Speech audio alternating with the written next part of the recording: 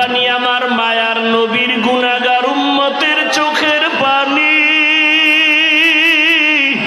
দুনিয়াতে আমার মায়ার নবীর উম্মতেরা মাঝে মাঝে গুনার কারণে একা একা বসে কান্না করত। আমারে মাঝে মাঝে ডাক দিয়া বলতো, আল্লাহুম্মা গফিরলি ওয়ারহামনি। ও আমার রব, আমি বড় গুনাহগার, জাহান্নামের আসামি। মানুষ আমাকে কত সম্মান করে, অথচ আমার গুনার কোনো শেষ নাই। মানুষ আমাকে মাওলানা বলে চেয়ার আগাইয়া দেয়, অথচ আমি মাওলা তোমার কাছে মানুষই হতে পারি নাই। গুনার কারণে আমার হাত না পাক, আমার চোখ না পাক, আমার জিহ্বা না পাক। গুনার কারণে আমার অন্তর না পাক। এই হাতের দ্বারা কত জুলুম করলাম, লেখার মাধ্যমে কত জুলুম, আঙ্গুল দিয়ে লেখলাম, জুলুম করলাম। জবানের দ্বারা কত মিথ্যা বললাম, এই জবানের দ্বারা কত গালি দিলাম, এই জবানের দ্বারা কত গীবত শেকায়াত করলাম। চোখটাও আমার গুনার কারণে না পাক। মানুষ জানে আমি বড় বক্তা, কিন্তু মাওলা তুমি জানো আমি সারা রাত মোবাইলে তাকায় তাকায় বেগানার ছবি দেখতেছি। মানুষ জানে আমি মসজিদের ইমাম, কিন্তু আমি সারা রাত মোবাইল চালাই। মানুষ জানে না, তুমি তো জানো। আমার চক্ষু দুইটা নাপাক, আমার হাত দুইটা নাপাক, আমার অন্তর পরিকল্পনার গুনার কারণে নাপাক। ও আল্লাহ, তুমি আমাকে মাফ করে দাও। এইভাবে কিছু আল্লাহর বান্দারা আল্লাহর কথা মোহাব্বত নিয়ে জাহান্নামের ভয়ে কান্না করে। কিয়ামতের ময়দানে গুনাহগার উম্মতের পানির ফোঁটা বৃথা যাবে না। ওই পানি দিয়া জাহান্নামের আগুন নিভাইয়া আল্লাহ বলবে, বান্দায় বিনা হিসাবে জান্নাতের বাগানে চলিয়া যাও। আমার মুহাম্মদ, আমার প্রিয় হাবিবের হাতে কাউসারের পানি পান করো। ও আল্লাহর বান্দারা, যারা গুনাহ করিয়া তওবার নিয়ত করিয়া কবরে যেতে পারলো তার কপাল ভালো। আর যারা এখনো নামাজ পড়তে পারে না, অন্য নামাজ পড়ে তাও পছন্দ করে না, নিজেও পর্দা করে না, অন্য পর্দা করে তাও পছন্দ করে না, নিজেও হালাল খায় না, অন্য হালাল খায় তাও পছন্দ করে না, নিজেও পাগড়ি পরে না, অন্য পাগড়ি পরে তাও পছন্দ করে না।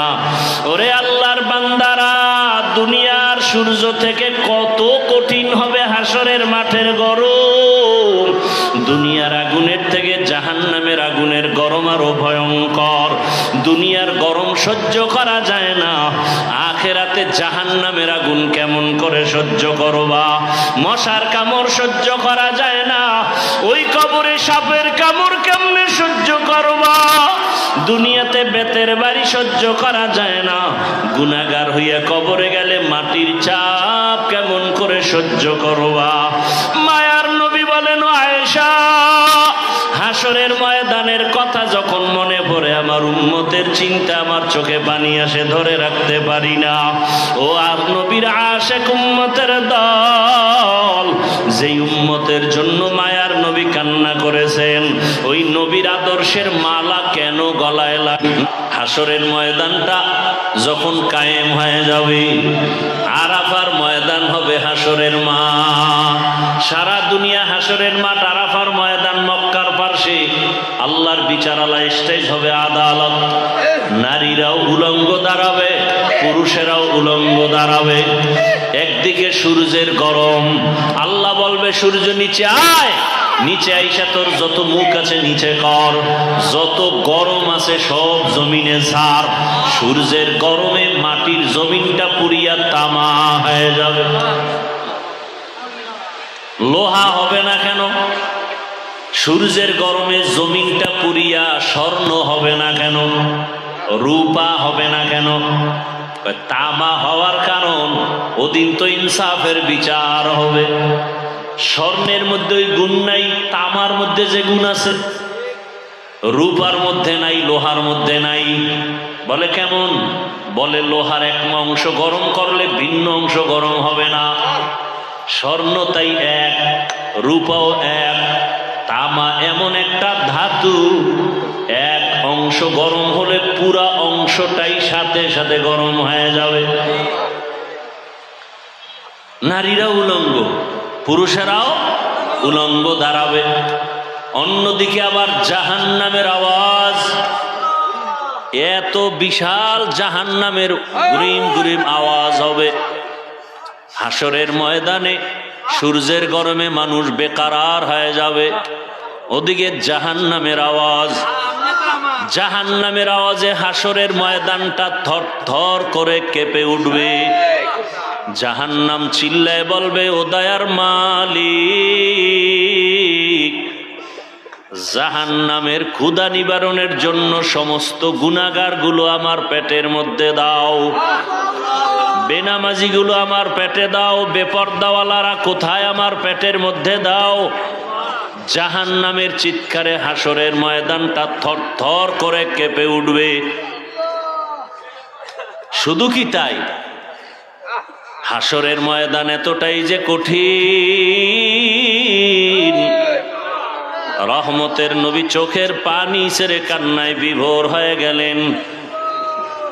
এরে নবীর উম্মত, আম্মা জান আয়েশা রাদিয়াল্লাহু আনহা, রাসূলের আদরের স্ত্রী, উম্মাহাতুল মুমিনিন, আম্মা জান বলেন, আমি একদিন তাকাইয়া দেখি আমার হুজরার মধ্যে রহমতের নবী গুনগুন করে কান্না করতেছেন। মাঝে মাঝে দেখতাম রসুল আমার হুজরায় বসে মাঝে মাঝে কান্না করেন, চোখের পানি ছেড়ে কাঁদেন, গুনগুন করে রহমতের নবী কান্না করেন। আমি আয়েশা বড় ভয় পেয়ে যাইতাম, মনে হয় যেন আমি আয়েশা কোনো বেয়াদবি করে ফেলেছি।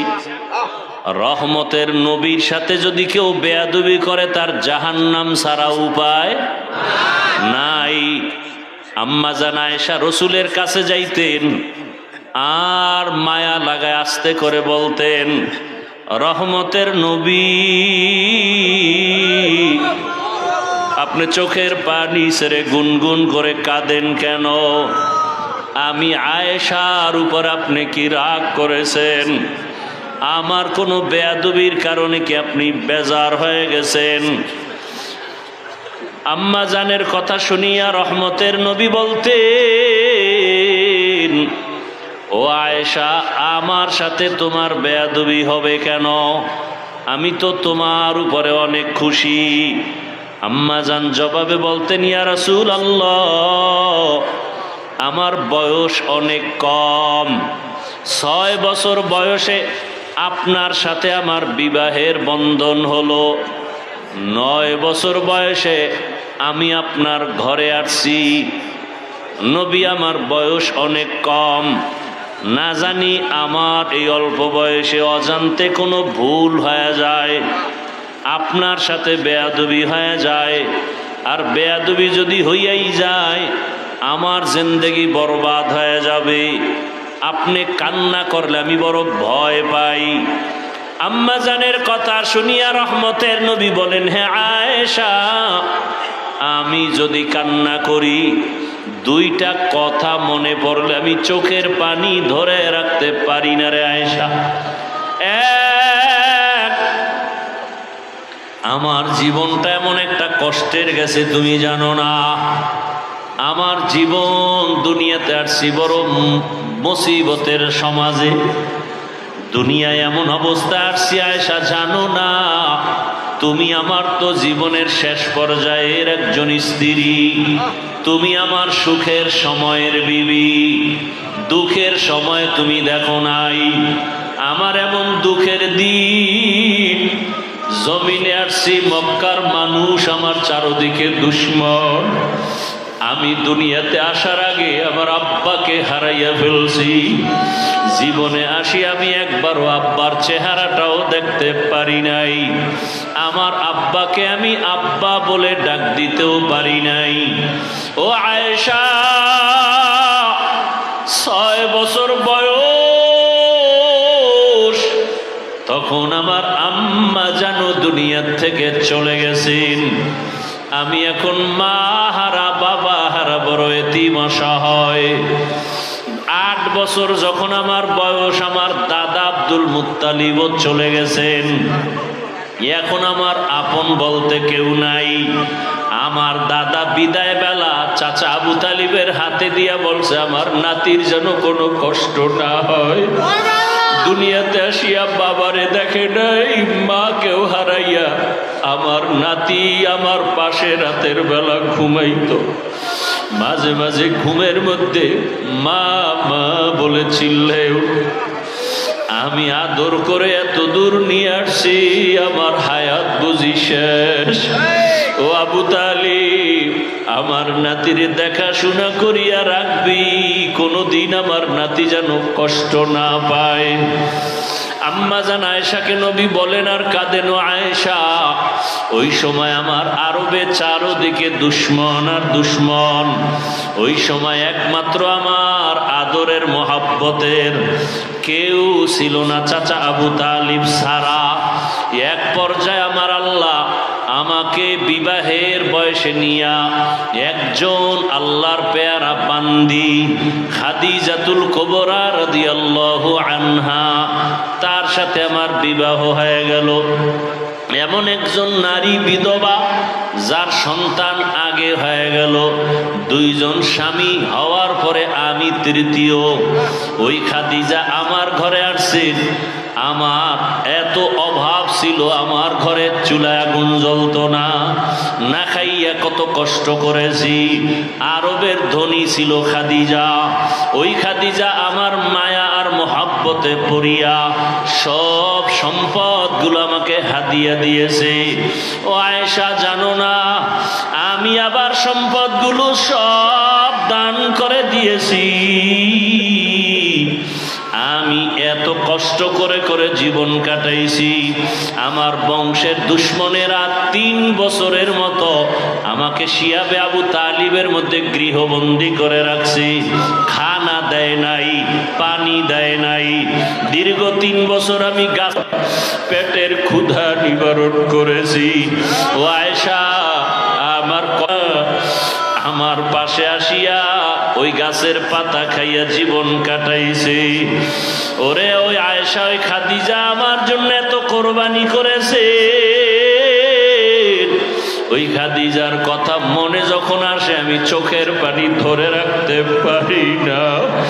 ওই খাদিজা যদি বেঁচে থাকতো মনে হয় জানো আমি আর বিবাহই করতাম না। ঠিকই, খাদিজা যতদিন বেঁচে ছিল আমি আর বিবাহ করি নাই। আর একটা কথা যখন আমার মনে পড়ে আমি তখন একা একা বড় কান্না করি। আম্মা জান আয়েশা বলেন, ইয়া রাসূলুল্লাহ, কি কথা মনে করে কাঁদেন? বলে, হাসরের ময়দানে আমার উম্মতের কি উপায় হবে এই চিন্তায় কান্না করি। আম্মা জান বলেন, হাসরের ময়দানে আবার কি হবে? আম্মা জানকে রাসূল কান্না করে বুঝাইতেছেন, রে আয়েশা, কিয়ামতের ময়দানে এমন কঠিন যদি কেউ খাঁটি মুসলমান না হইয়া কবরের বিছানায় যায়, জ্যান্ত একটা বকরির চামড়া খুললে যেই কষ্ট, একটা বেনামাজি গুনাহগারের জান কবজের সময় তার চেয়েও বেশি কষ্ট। ওরে আল্লাহর বান্দারা, রসুলের চোখে পানি। ও আয়েশা, কিয়ামতের দিন কেউ কারো পরিচয় দিবে না। এমন অবস্থা হবে, জাহান্নামের আওয়াজ, সূর্যের গরম, গুনাহগারের মাথার মগজগুলো টাস টাস করে ফেটে যাবে। পেটের সমস্ত নারী ভুঁড়ি পায়খানার রাস্তা দিয়া পড়তে থাকবে। নবীরা পর্যন্ত কান্না শুরু করবেন। উম্মতের কথা ভুলিয়া নিজের চিন্তায় কান্না করবেন। ইব্রাহিম নবী কাঁদবেন, নিজের জন্য আদম নবী কাঁদবেন, মূসা নবী নিজের চিন্তায় কান্না করবেন। নারী পুরুষ সব উলঙ্গ। আম্মা জান বলেন, ইয়া রাসূলুল্লাহ, নারী আর পুরুষ যদি উলঙ্গ দাঁড়ায় লজ্জা কি লাগবে না? মায়ার নবী বলেন, হাসরের মাঠ এতটাই কঠিন,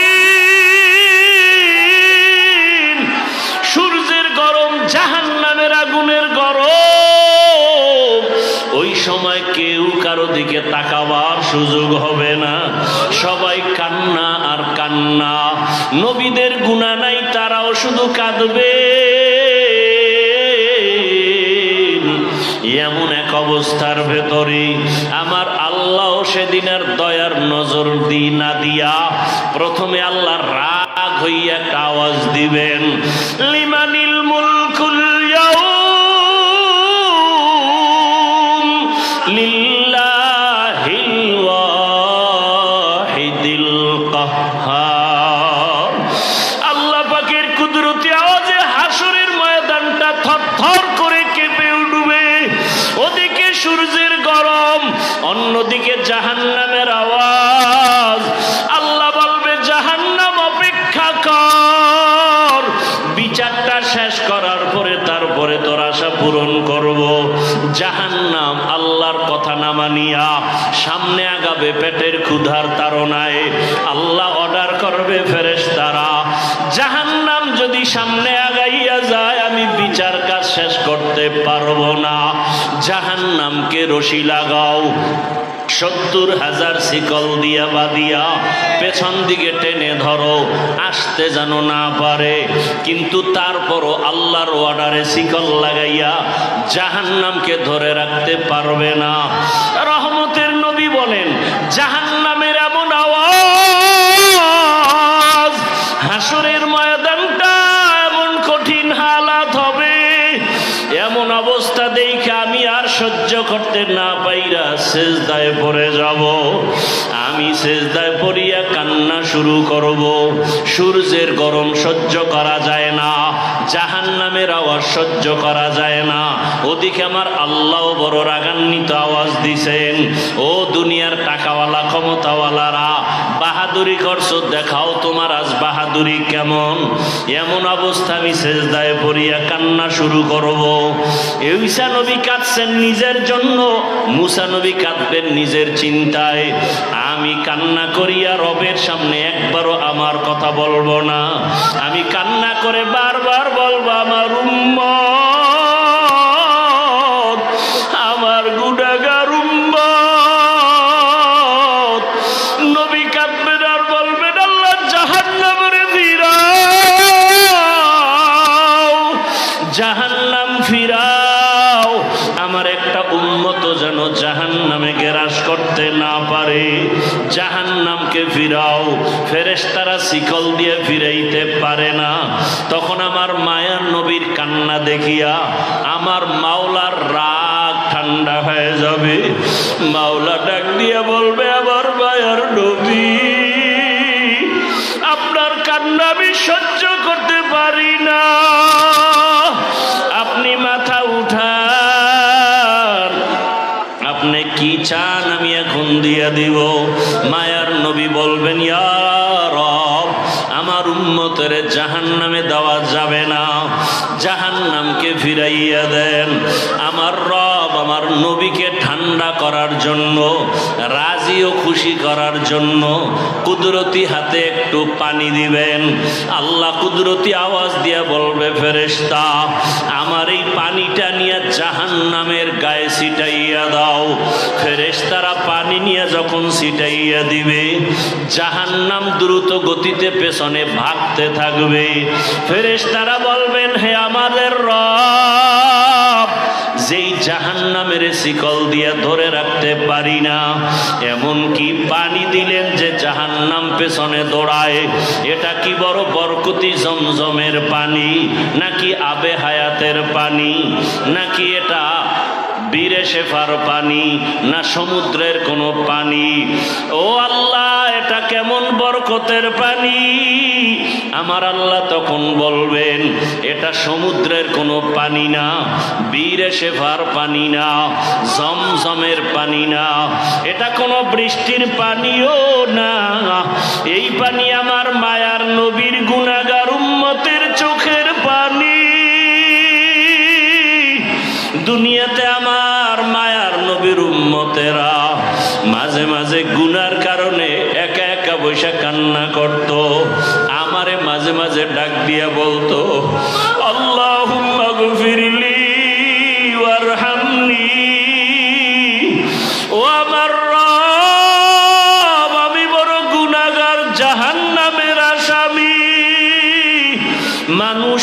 কত সম্মান করে, অথচ আমার গুনার কোনো শেষ নাই। মানুষ আমাকে মাওলানা বলে চেয়ার আগাইয়া দেয়, অথচ আমি মাওলা তোমার কাছে মানুষই হতে পারি নাই। গুনার কারণে আমার হাত না পাক, আমার চোখ না পাক, আমার জিহ্বা না পাক, গুনার কারণে আমার অন্তর না পাক। এই হাতের দ্বারা কত জুলুম করলাম, লেখার মাধ্যমে কত জুলুম, আঙ্গুল দিয়ে লেখলাম, জুলুম করলাম। জবানের দ্বারা কত মিথ্যা বললাম, এই জবানের দ্বারা কত গালি দিলাম, এই জবানের দ্বারা কত গীবত শেখায়াত করলাম। চোখটাও আমার গুনার কারণে না পাক। মানুষ জানে আমি বড় বক্তা, কিন্তু মাওলা তুমি জানো আমি সারা রাত মোবাইলে তাকায় তাকায় বেগাটার ছবি দেখতেছি। মানুষ জানে আমি মসজিদের ইমাম, কিন্তু আমি সারা রাত মোবাইল চালাই। মানুষ জানে না, তুমি তো জানো আমার চক্ষু দুইটা নাপাক, আমার হাত দুইটা নাপাক, আমার অন্তর পরিকল্পনার গুনার কারণে নাপাক। ও আল্লাহ, তুমি আমাকে মাফ করে দাও। এইভাবে কিছু আল্লাহর বান্দারা আল্লাহর কথা মোহাব্বত নিয়ে জাহান্নামের ভয়ে কান্না করে। কিয়ামতের ময়দানে গুনাহগার উম্মতের পানির ফোঁটা বৃথা যাবে না। ওই পানি দিয়া জাহান্নামের আগুন নিভাইয়া আল্লাহ বলবে, বান্দায় বিনা হিসাবে জান্নাতের বাগানে চলিয়া যাও। আমার মুহাম্মদ, আমার প্রিয় হাবিবের হাতে কাউসারের পানি পান করো। ও আল্লাহর বান্দারা, যারা গুনাহ করিয়া তওবার নিয়ত করিয়া কবরে যেতে পারলো তার কপাল ভালো। আর যারা এখনো নামাজ পড়তে পারে না, অন্য নামাজ পড়ে তাও পছন্দ করে না, নিজেও পর্দা করে না, অন্যে পর্দা করে তাও পছন্দ করে না, নিজেও হালাল খায় না, অন্যে হালাল খায় তাও পছন্দ করে না, নিজেও পাগড়ি পরে না, অন্য পাগড়ি পরে তাও পছন্দ করে না। ওরে আল্লাহর বান্দারা, দুনিয়ার সূর্য থেকে কত কঠিন হবে হাসরের মাঠের গরম। দুনিয়ার আগুনের থেকে জাহান্নামের আগুনের গরম আরো ভয়ঙ্কর। দুনিয়ার গরম সহ্য করা যায় না, আখেরাতে জাহান্নামের আগুন কেমন করে সহ্য করবা? মশার কামড় সহ্য করা যায় না, ওই কবরে সাপের কামড় কেমনে সহ্য করবা? দুনিয়াতে বেতের বাড়ি সহ্য করা যায় না, গুনাহগার হইয়া কবরে গেলে মাটির চাপ কেমন করে সহ্য করবা? মায়ার নবী বলেন, আয়েশা, হাসরের ময়দানের কথা যখন মনে পড়ে আমার উম্মতের চিন্তা, আমার চোখে পানি আসে, ধরে রাখতে পারি না।